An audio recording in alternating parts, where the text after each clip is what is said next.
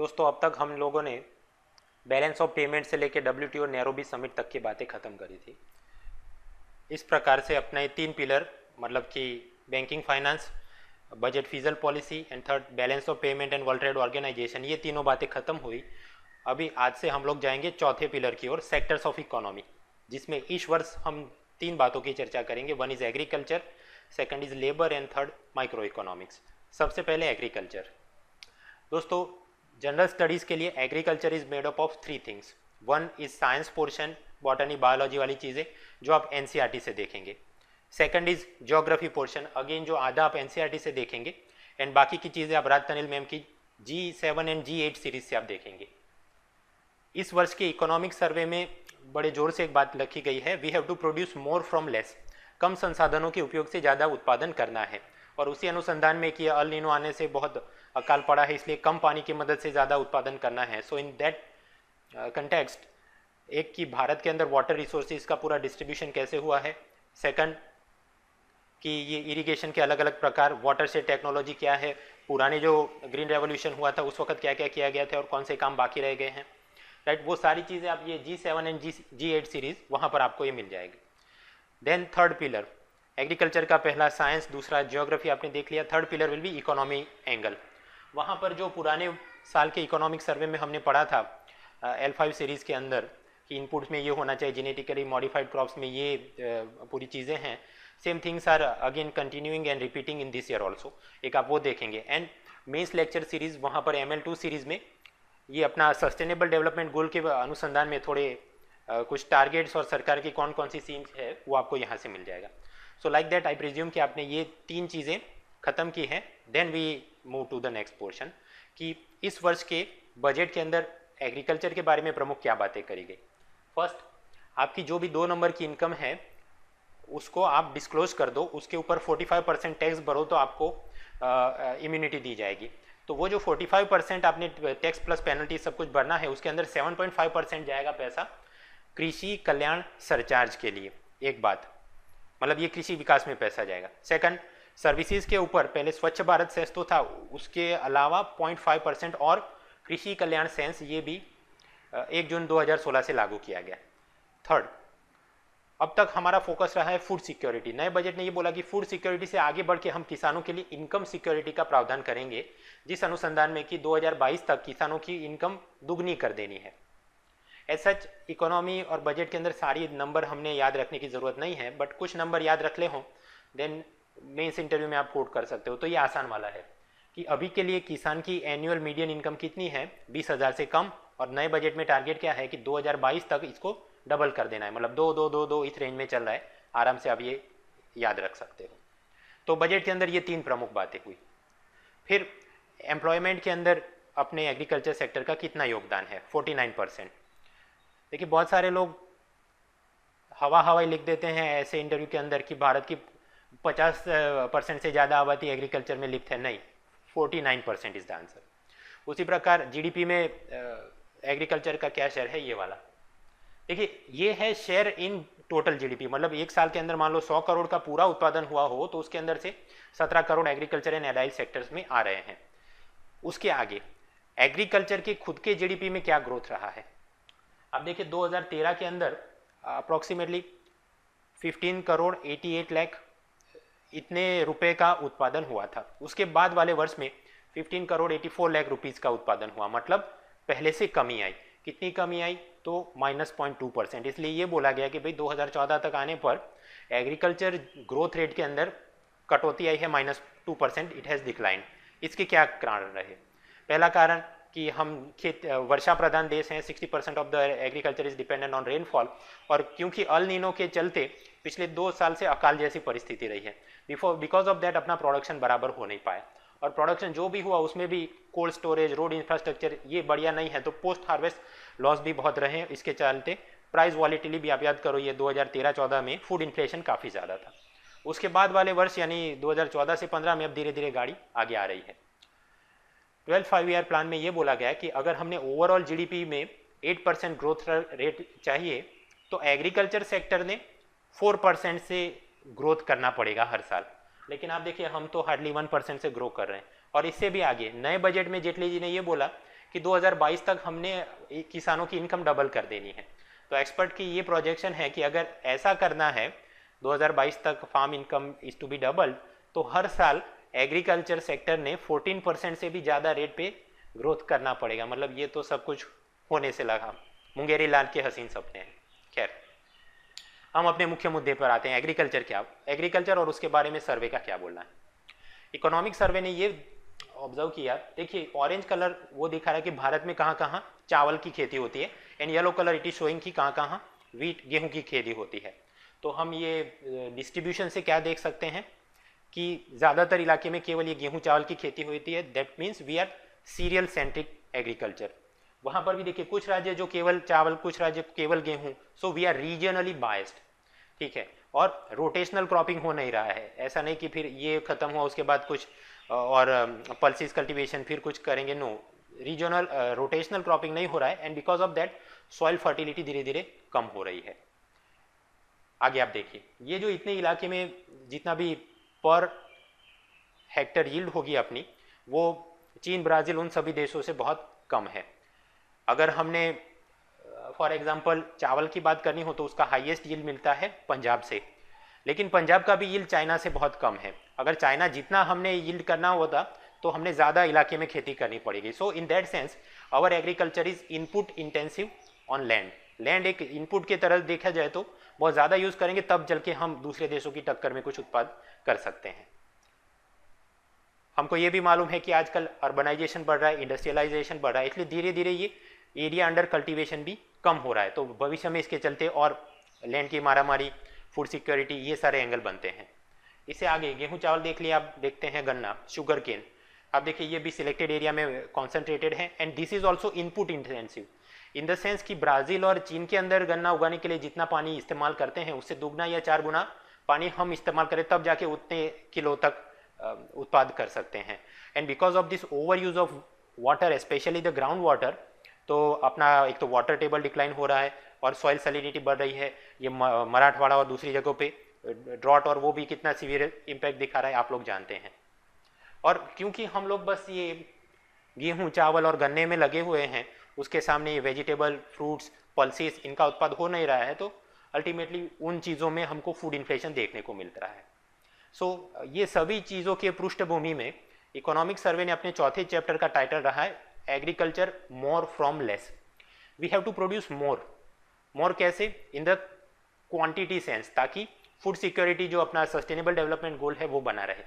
तो मतलब क्वांटिटी में भी ज़्यादा हमने उत्पाद करना है, एंड डिफरेंट वेराइटी वाइज भी ज़्यादा उत्पादन करना है, ताकि वेजिटेबल, फ्रूट, पल्सीज ये भी उनके भी प्राइस में स्टेबिलाइजेशन रहे। देखिए इस बार का सस्टेनेबल डेवलपमेंट गोल वहाँ केवल फूड सिक्योरिटी की बात नहीं है, उसके अलावा उन्होंने प्राइस स्टेबिलाइजेशन भी बोला है। महंगाई के सामने भी लड़ना चाहिए ताकि गरीब लोग वो भी ये सारी चीज़ अफोर्ड कर सके।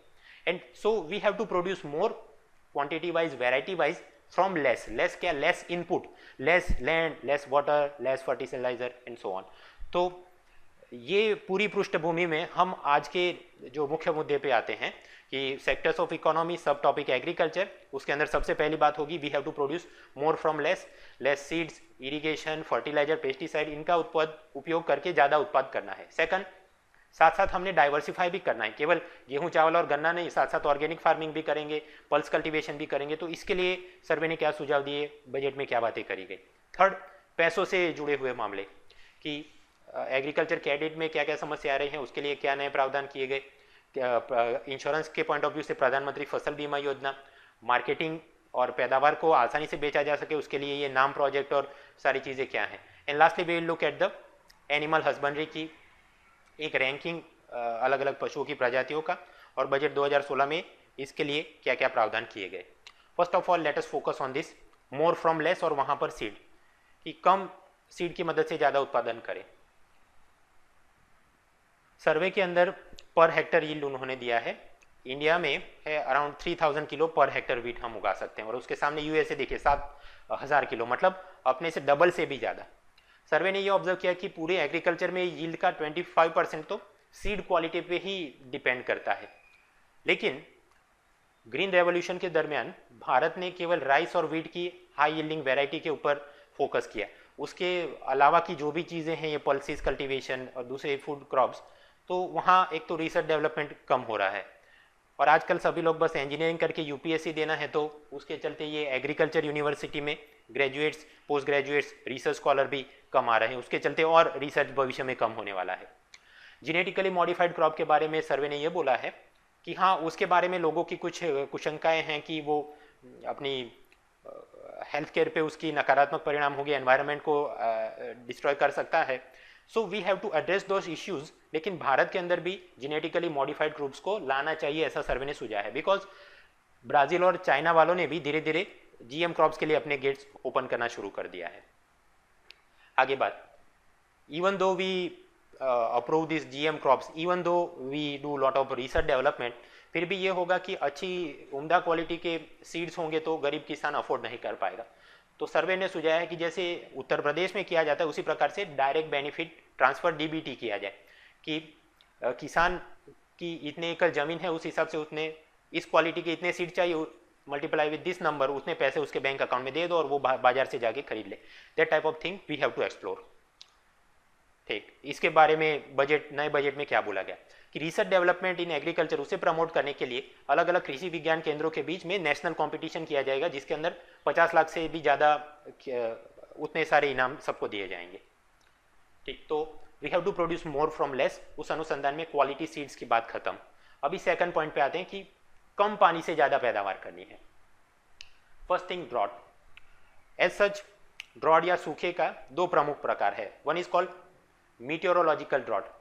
किसी एक प्रदेश में सामान्य रूप से जितनी वर्षा होती है उसका 90% कम बारिश हो, then it is called meteorological, या हवामान टाइप का वहाँ पर सूखा पड़ा। उसके सामने एग्रीकल्चर ड्रॉट किसको बोलते हैं? यदि किसी राज्य का 20% या उससे ज़्यादा एरिया वहाँ पर इस प्रकार का मीटियोरोलॉजिकल ड्रॉट हुआ है, देन वी विल से कि उस राज्य में एग्रीकल्चर ड्रॉट हुआ है। एक और बात, ड्रॉट डिक्लेरेशन, अकाल पड़ा है, इसका कौन डिक्लेरेशन कर सकता है? इंडियन मीटियोरोलॉजिकल डिपार्टमेंट नहीं करेगा, it is the sole prerogative of the state governments. वो अगर बोल दे कि हमारे राज्य में सूखा पड़ा है तो अकॉर्डिंगली वो रेवेन्यू के अंदर रिलीफ दे सकते हैं, इंश्योरेंस और वो सारी बातें फिर राज्य सरकार के नोटिफिकेशन से चलती हैं। और ये भी इसलिए क्योंकि 2016 के अंदर आईएमडी वालों ने इस प्रकार से पूरा प्रेस नोटिफिकेशन दिया, तो हमने याद रखे जाना है ये।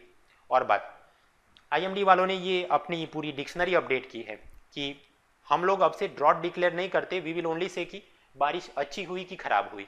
तो नॉर्मल रेनफॉल किसको बोलते हैं, बिलो नॉर्मल, अबो नॉर्मल, डेफिशिएंट एयर किसको बोलते हैं, ये इनकी डेफिनेशन यहाँ पर है। उसी प्रकार हीट वेव, कोल्ड वेव, वहाँ पर severe heat wave, cold wave किसको बोलते हैं।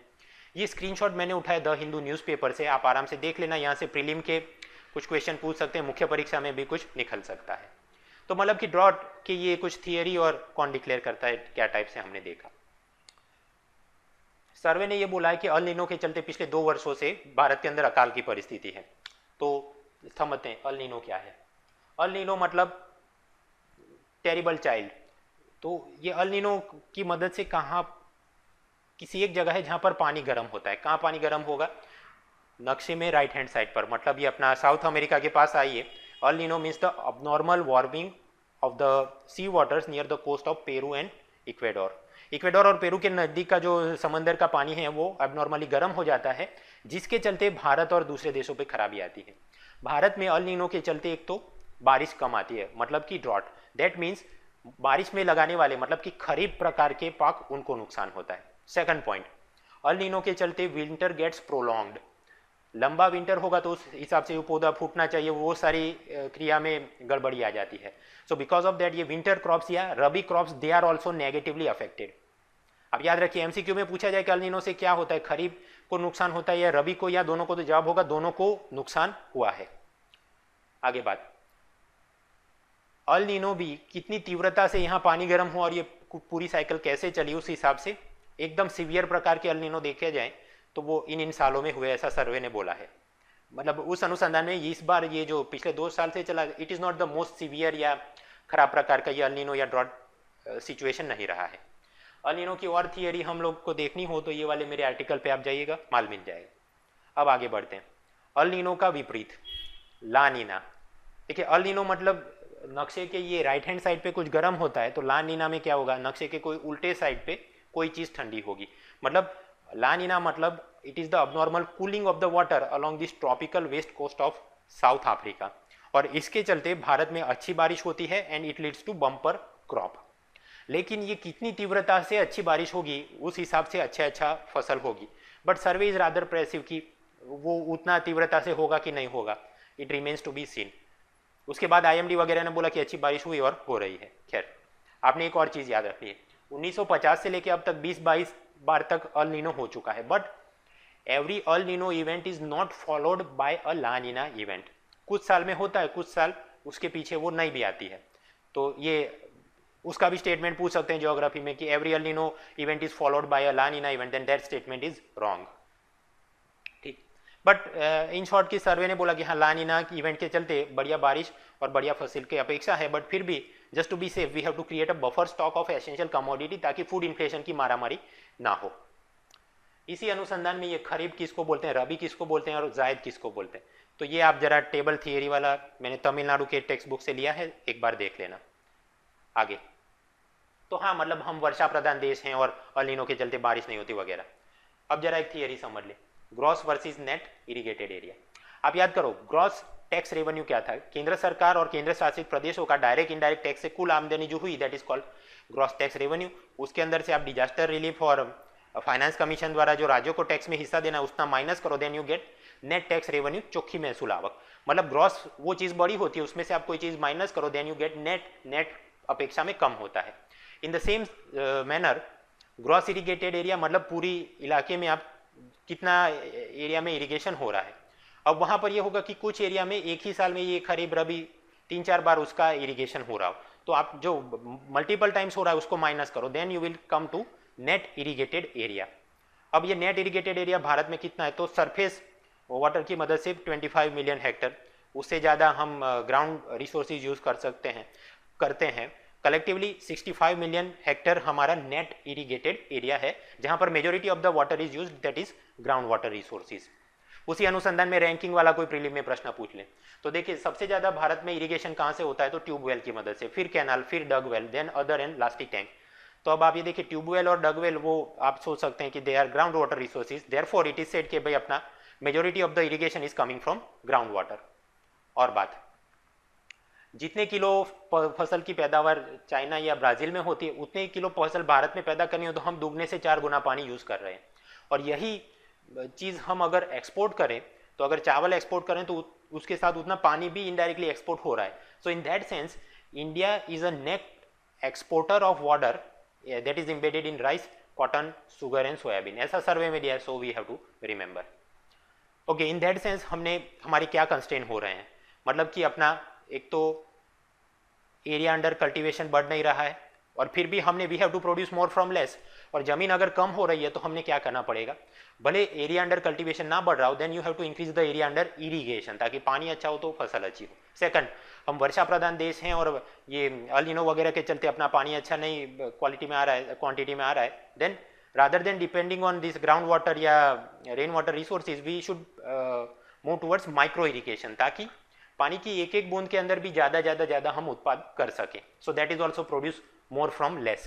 एंड थर्ड, अपना लेबर, एग्रीकल्चर लेबर सप्लाई भी बढ़ नहीं रहा है बिकॉज मनरेगा का एक मुद्दा है, दूसरा कि मेक इन इंडिया के नाम पे हमने लोगों ने मैन्युफैक्चरिंग में लोगों को डाइवर्ट करना है। तो अगर फार्म लेबर नहीं बढ़ रहा है then what can we do कि हम फार्म मैकेनाइजेशन करें और जो मनरेगा वाले लोग हैं उनको भी हम यूज़ करें ये कैनाल डीसिल्टिंग या वाटर शेड ऐसा कुछ करने के ताकि और वाटर रिसोर्सेज बने और we can produce more from less water. वो वाली मुद्दे आप समझ सकते हैं। ठीक, सो ऑल इन ऑल पानी की बात आ रही है, हमारा एरिया अंडर कल्टीवेशन बढ़ नहीं सकता तो सर्वे बोलता है कि एरिया अंडर इरिगेशन बढ़ाओ। अब एरिया अंडर इरिगेशन बढ़ाना है तो ऐसा भी नहीं कि ये बोरवेल या पब्लिक कैनाल की मदद से आप पानी खेत में पूरा मतलब बहने दो, that is called flood irrigation. Survey बोलता है फ्लड इरिगेशन मत करो, क्योंकि एक तो ये नुकसान, आप बोरवेल या कैनाल से पानी निकाल तो इलेक्ट्रिसिटी डीजल जनरेटर का यूज होगा तो ग्रीन हाउस गैस एमिशन की समस्या। सेकंड, इस प्रकार से अगर फ्लड इरिगेशन से आपने किया तो अराउंड 38% पानी तो ऐसे ही सूर्य प्रकाश के चलते इवेपोरेट हो जाता है।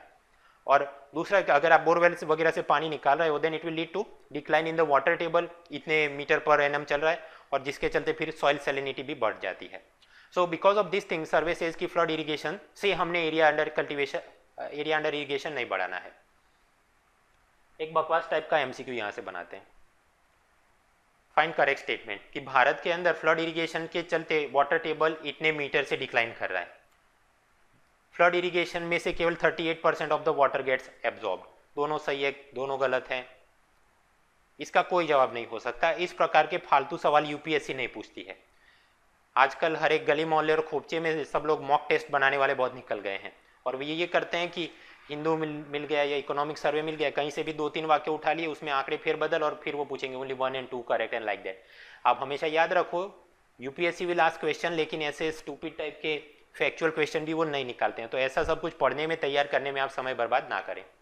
वो अगर पूछ भी सकते हैं तो ऐसा कि फ्लड इरिगेशन की क्या नेगेटिव कॉन्सिक्वेंस है, या अजर्सन रीजनिंग टाइप का कुछ निकाले, ऐसे आंकड़े वो लोग नहीं पूछेंगे। खैर आगे बढ़ते हैं हम लोग। तो मतलब कि सर्वे का ये बोलना है कि फ्लड इरिगेशन नहीं करना चाहिए, better we move towards micro irrigation. Micro irrigation के प्रमुख उदाहरण है drip irrigation, rain gun, micro sprinkler. इसके क्या फायदे हैं? फर्स्ट, वाटर सॉल्युबल फर्टिलाइजर को आप इसी पानी में मिला दो और पूरा माइक्रो इरिगेशन से स्प्रे मार दो, तो इस प्रक्रिया को बोलते हैं फर्टिगेशन। तो फर्टिगेशन के लिए माइक्रो इरिगेशन उपयुक्त है। सेकंड, ये पूरी सिस्टम में आप समझ सकते हो, less energy, less labour, water table का लेस डिक्लाइन, लेस सैलिनिटी, और वो सारी अच्छे मुद्दे आप समझ सकते हो, जिसके चलते वो अपनी वीट वगैरह की यील्ड भी पहले से बड़ी है, ऐसा सर्वे ने ऑब्जर्व किया। इतने टका बड़ी है, ये भी आंकड़े याद नहीं रखने यूपीएससी नहीं पूछेगी। अब कुछ नेगेटिव बातें। ऐसा ये बढ़िया चीज़ तो है माइक्रो इरिगेशन की, बट शुरुआत में उसकी पूरी असेंबली मशीन लगाना हो तो हाई इनिशियल कॉस्ट रहता है। यद्यपि सरकार इसके लिए कैपिटल सब्सिडी सारी चीज़ें देती है, बट हम पाते हैं कि किसान लोग माइक्रो इरिगेशन ज़्यादा यूज़ नहीं कर रहे हैं। वाई?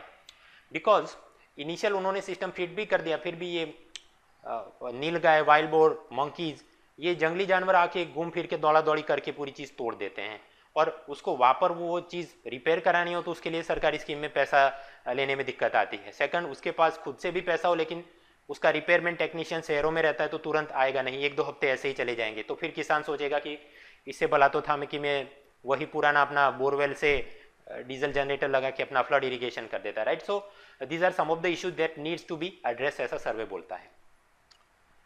एक और भी चीज़ चल रही है, सोलर कोऑपरेटिव्स। खेड़ा, गुजरात का ये खेड़ा और वहाँ पर धुंडी विलेज में किसानों ने अपने खेतों के अंदर ही इस प्रकार के सोलर पैनल लगाए। ये सोलर पैनल लगाने के लिए उनको जवाहरलाल नेहरू वो जो स्कीम है नेशनल सोलर मिशन, वहाँ से सब्सिडी मिलती, उस पैसों से उन्होंने ये सोलर पैनल लगाया, राइट? अब वहाँ से इलेक्ट्रिसिटी जनरेट होगी, वो किसान यूज़ करेगा अपना इरिगेशन पंप या माइक्रो स्प्रिंकलर ये सब यूज़ करने में। फ़ायदा क्या है? ग्रीन हाउस गैस का एमिशन नहीं, वोल्टेज फ्लक्चुएशन नहीं, और अच्छा काम होगा। अब आप समझिए, हो सकता है कि यहाँ से जितनी बिजली जनरेट हुई उससे उसने अपना इरिगेशन भी कर दिया, मोबाइल भी रिचार्ज कर लिया, MP3 गाने भी बचा दिए, फिर भी बहुत सारी इलेक्ट्रिसिटी बचेगी। तो ये किसान का एक खेत, दूसरा, तीसरा, इन सब खेत में मिलके उन्होंने अपना एक कोऑपरेटिव माइक्रोग्रिड बना दिया, जिसके अंदर से सरप्लस अनयूज सोलर इलेक्ट्रिसिटी वो लोग मध्य गुजरात इलेक्ट्रिसिटी डिस्ट्रीब्यूशन कंपनी को बेच देते हैं। ऐसा 25 साल का कॉन्ट्रैक्ट किया गया है, मतलब आम के आम गुटलियों के भी दाम। और आगे बात, आप देखिए ये सोलर पैनल लगा है तो नीचे आप पूरा छांव हो गई, राइट? तो वहाँ एक तो अच्छा कोई फसल लग नहीं सकती, दूसरा अगर आपने गेहूं या गन्ना लगाया तो वो पैनल के साथ टकरा जाएगा। किसानों ने इसका भी रास्ता निकाला। They will cultivate spinach, carrot, garlic, beet, इस प्रकार की छोटी वेजिटेबल्स और मेडिसिनल प्लांट्स वो लगाते हैं, और इनकी ये मजे की बात है कि वो ऐसे छांव में ही, शैडो में ही अच्छा ग्रो करते हैं। मतलब पूरी तरह से ये प्रोजेक्ट सक्सेस रहा है। खैर पूरे भारत के अंदर तो ऐसा सोलर कोऑपरेटिव बनने से रहा, बट एग्रीकल्चर इरिगेशन में कुछ करना है, उसी अनुसंधान में मोदी नई स्कीम लेके आया, दैट इज कॉल्ड प्रधानमंत्री कृषि सिंचाई योजना। इसके 3 प्रमुख पिलर हैं। फर्स्ट, हर खेत को पानी, मतलब जिन खेतों को पानी नहीं भी मिल रहा है उसको भी देंगे। In other words, we will increase the area under irrigation. अब याद करिए जो समस्या थी, भले आप एरिया अंडर कल्टीवेशन ना बढ़ा सको, then still you should increase the area under irrigation, ताकि यील्ड अपना बढ़े, तो वो काम यहाँ से होगा। सेकंड, पर ड्रॉप मोर क्रॉप। क्या फ्लड इरिगेशन से ये हो सकता है? नहीं। एक एक बूंद से ज़्यादा क्रॉप लेना है, then you have to explore micro irrigation. Micro irrigation को प्रमोट किया जाएगा। थर्ड, जल संचय, पानी का संचय करने के लिए रेन वाटर हार्वेस्टिंग कराएंगे, ये वाटर शेड, तालाबड़ी वगैरह लगाएंगे, राइट? इवन म्यूनिसिपलिटी का वेस्ट वाटर उसको भी ट्रीट करके आसपास के गाँव में वो एग्रीकल्चर पर्पज़ के लिए दिया जाएगा। एंड मिसेलेनियस, इन सभी चीज़ों का मतलब किसानों को बोलने के लिए कि ये स्कीम है, information, education, communication, social media, radio, अखबार, विज्ञापन सबसे प्रमोट किया जाएगा। और प्राइवेट इन्वेस्टमेंट को चैनलाइज किया जाएगा। खास करके ये municipal waste water treatment plant है, वहाँ पर क्या प्लांट लगाओ आपको इनकम टैक्स में इतनी माफ़ी, इतना डिडक्शन, इतना डेप्रिसिएशन देंगे, राइट। सेम वे ये कुछ माइक्रो इरीगेशन में आप नया टेक्नोलॉजी लाने का कोर्स कर रहे हो तो वहाँ पर आपको इतना डेप्रिसिएशन कुछ दिया जाएगा, लाइक दैट। तो वो सारी चीज़ करके प्राइवेट इन्वेस्टमेंट को यहाँ पर फैसिलिटेट किया जाएगा। अब प्रश्न ये, प्रधानमंत्री कृषि सिंचाई योजना तो राज्य और केंद्र कितना पैसा शेयरिंग करेंगे। बजट वाली लेक्चर सीरीज में BS 162 पार्ट 9 वहाँ पर हमने देखा था there are 27 centrally sponsored schemes, ठीक। 3 उसकी कैटेगरी है, core of the core, then core and lastly optional. अब यहाँ पर देखिए ये कोर 18 कोर स्कीम का लिस्ट है, जहाँ पर चौथे नंबर पर ये प्रधानमंत्री कृषि सिंचाई योजना है। मतलब कॉस्ट शेयरिंग क्या होगा, 60-40 90-10, डिपेंड करता है कि किस प्रकार का राज्य है। स्पेशल कैटेगरी वाला राज्य होगा तो 90-10, मतलब अपने 3 हिल स्टेट जम्मू कश्मीर, हिमाचल, उत्तराखंड और 8 नॉर्थ ईस्ट वाले कौन कौन से हैं, ये वाले जो मैंने लिंक दिया है वहाँ पर आप देख लेना। सो मतलब कॉस्ट शेयरिंग क्या है, इतना वाला। नेक्स्ट, फंडिंग इतना आएगा, उसका कन्वर्जेंस भी कराएंगे अलग स्कीमों के साथ, कि मनरेगा का लेबर है उसकी मदद से हम जल संचय, उसके लिए ये तालावड़ी खोदनी है, वाटर शेड का कुछ काम करना है, वो किया जाएगा। सेकंड, मनरेगा में आपको पता होगा कि लेबर टू मटेरियल कॉस्ट होता है 60-40, उससे ज़्यादा रेशियो में वो किसी एक में नहीं डाल सकते। बट हो सकता है कि अगर मान लो कैनाल के अंदर कोई डीसिल्टिंग या रिपेयर काम करना है तो ऑब्वियसली मटेरियल कॉस्ट ज़्यादा लगेगा, राइट। तो वो जितनी भी कमी होगी वो सारा टॉप अप कर दिया जाएगा प्रधानमंत्री कृषि सिंचाई योजना की मदद से।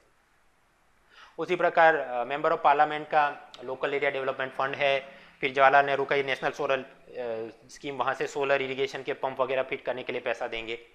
आपको पता होगा कि शेड्यूल कमर्शियल बैंक ने पूरे साल जितना पैसा घुमाते हैं उसका 40% they have to divert to priority sector lending. अगर वो टारगेट ना ऑब्जर्व कर सकें तो वो पेनल्टी का पैसा उन्होंने नाबार्ड के rural infrastructure development fund RIDF में दिया जाता है। उस फंड की मदद से भी पैसा चैनलाइज किया जाएगा, पर्टिकुलरली ये कैनाल और वाटर बॉडी का लॉन्ग टर्म के लिए काम करने के लिए। तो लाइक दैट प्रधानमंत्री कृषि सिंचाई योजना इस प्रकार से फंडिंग और कन्वर्जेंस भी देखेगी। और कौन कौन सी इरिगेशन स्कीम को देखा जाएगा, minor scheme, major scheme, medium scheme, yes. Catchment area के हिसाब से क्लासिफिकेशन होता है, इन सभी प्रकार की स्कीमों में ये प्रधानमंत्री की योजना वो काम करेगी। और ये पूरा काम बढ़िया हो रहा है कि नहीं हो रहा है वो देखने के लिए ICT का प्रयोग किया जाएगा, management MIS, then remote sensing, GIS, mobile app वगैरह बना जाएगा, राइट। ML4 P1 उस सीरीज में e technology in the aid of farmer, मुख्य परीक्षा जनरल स्टडीज पेपर 3 आप मुद्दे जोड़ सकते हैं। प्रश्न बनाते हैं यहाँ से ईयर बुक टाइप का, इनमें से कौन सा मंत्रालय प्रधानमंत्री कृषि सिंचाई योजना लागू करता है। एग्रीकल्चर कोऑपरेटिव वाला मंत्रालय, ministry of water resources, river development, Ganga rejuvenation, ministry of rural development, Panchayati Raj, drinking water, sanitation, या नन ऑफ द अबव। तुक्केबाजी वाले लोग ज्यादातर कि मिनिस्ट्री ऑफ वाटर रिसोर्सेज होगा, रिवर डेवलपमेंट होगा, no. The correct answer is ministry of agriculture and cooperatives. तो मतलब ये क्या हुआ, एक प्रकार का फैक्चुअल सवाल है, आपको पता है तो अटेम्प्ट करो, अदरवाइज स्किप कर दो, मार्क एंड रिव्यू करने का कोई मतलब नहीं है। उसके अलावा और इरिगेशन में क्या बोला गया कि बजट 2016 में कि नाबार्ड वाले लॉन्ग टर्म इरिगेशन फंड के लिए इतने सारे पैसे हम देंगे और 5 लाख फार्म पॉन्ड्स और डगवेल प्रमोट किए जाएंगे in the rainfed areas. So like that हमने अपने सेक्टर्स ऑफ इकोनॉमी, एग्रीकल्चर सब portion we have to produce more from less, वहाँ पर ये सीड्स और इरिगेशन की बात करी। Now we will move towards fertiliser और पेस्टिसाइड में क्या करना है।